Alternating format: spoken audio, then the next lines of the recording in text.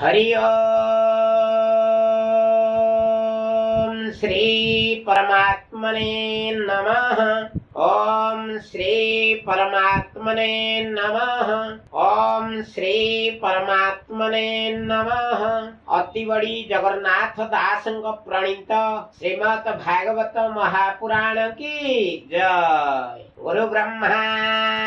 गुरु विष्णु गुरुदेव महेश्वरम् गुरु साक्षात् परम ब्रह्म तस्मै श्री गुरवे नमः। अखंड मंडलाकारं व्याप्तजेन चराचरम् तत्पदं दर्शितजेन तस्मै श्री गुरवे नमः। वक्रतुंड महाकायो सूर्यकोटि समप्रभ निर्विघ्नं कुरु मे देव सर्वकार्येषु सर्वदा। त्वमेव माता च पिता त्वमेव बन्धुश्च सखा त्वमेव विद्या द्रविणं त्वमेव सर्वं मम देव त्वमेव सर्वं मम देव। ओम नमो भगवते नरसिंहाय नमस्ते दस्तेजसि आविराविर्भव वज्रनख वज्रं द्रष्ट कर्माशयान रन्धय तम ग्रस ओम स्वाहा। अभयमात्मनि भूयिष्ठा ओम क्रम। ओम नमो भगवते वासुदेवाय नमः। ओम नमो भगवते जगन्नाथाय ते नमः। श्रीमद् भागवत द्वितीय अध्याय स्थूल धारणे मन दीणी विष्णुर सूक्ष्म रूपे पुणी केमंत धारणा करिब। द्वितीय अध्याय प्रस्ताव। श्री शुक उवाच कहन्ति शुक महामुनि शुण परीक्ष नृपमणि ये जेते कहिली मु तोते ईश्वर शरीर समेते स्थूल देहे मन धरी सुबुद्धि बळे जत्न करी से हरि अंतर बाहारे आनके अछि ए संसारे से सर्व बुद्धि अनुभूति स्वप्न जाग्रत मध्य स्थिति सत्य आनंद जल निधि भक्त जनक सर्वसिद्धि जहार तहु ए जगत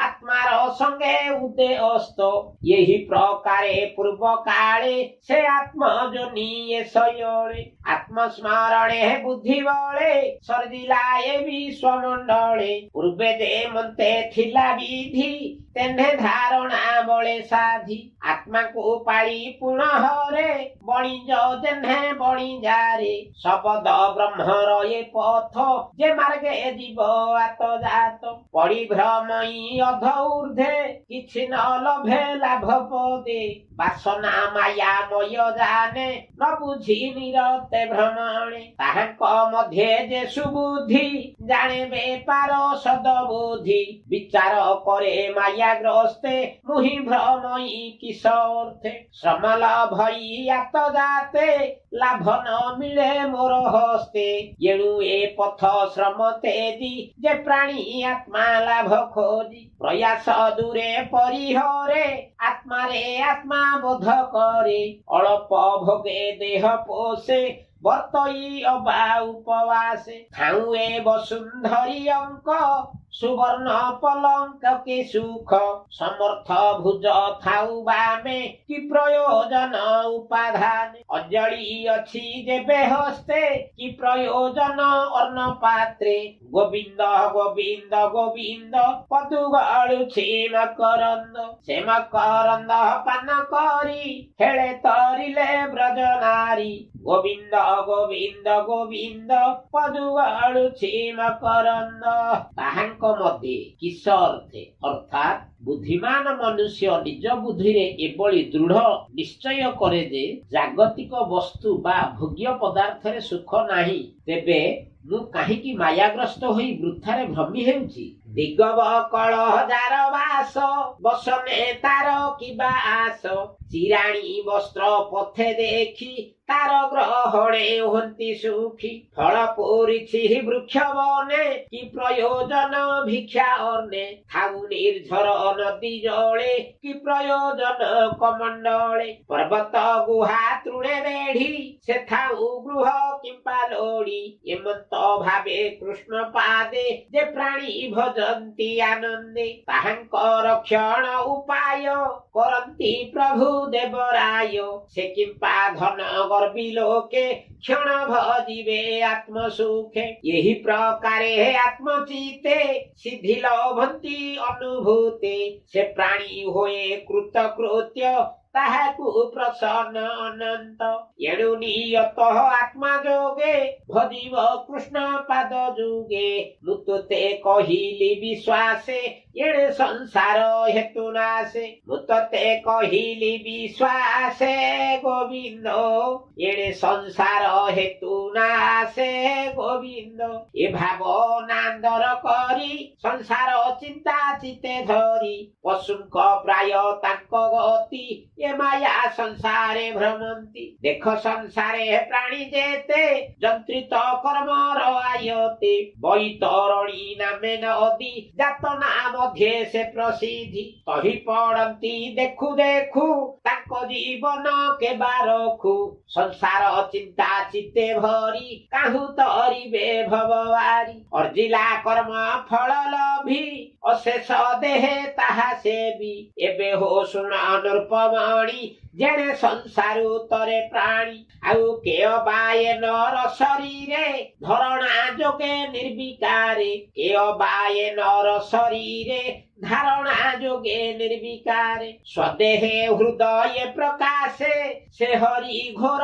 तम नाशे प्रादेश मात्र देह धरी विजय प्रभु नर हरि सूक्ष्म स्वरूप रूप तार सुन सुमने कुरुवीर श्याम सुंदर भुजे चारी शंख कमल गदावरी धारणा जोगे एका चिंती निश्चल नयने देखंती प्रसन्न श्रीमुख मंडल लोचन अमल कमल कदम्ब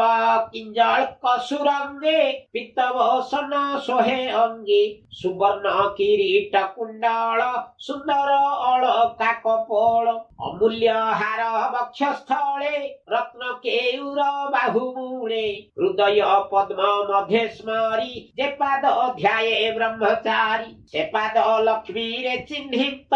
दिशई अत्यंत शोभित श्रीवक्षे कौस्तुभ मणि सुवर्ण सूत्रे सुखंजणि आजानुलम्बे वनमाळे स्कंधुवे स्थित वक्षस्थले रत्न मेखला कटी माझे अंगुष्ठे मुद्रिका विराजे गोविंद गोविंद गोविंद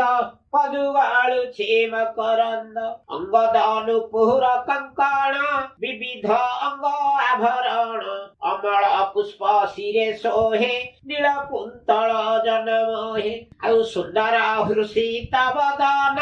अंजन विराजे नयन भ्रुभंग अनुग्रह मुख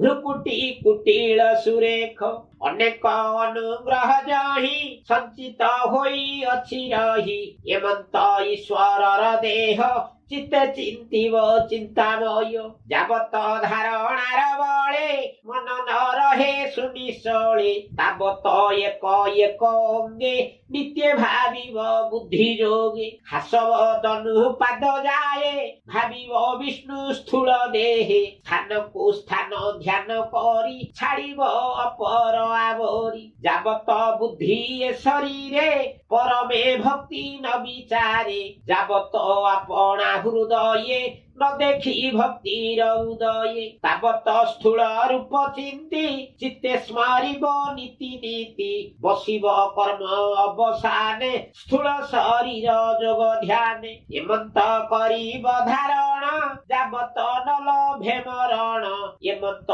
जोगी ए देहकु जेबे इच्छिब छाड़िबाकु पवित्र देश किबा काल मनरे न करी विचार गोविंद गोविंद गोविंद पदुगाळु क्षेम करंद जय जय जगन्नाथ जय जय जगन्नाथ जय जय जगन्नाथ।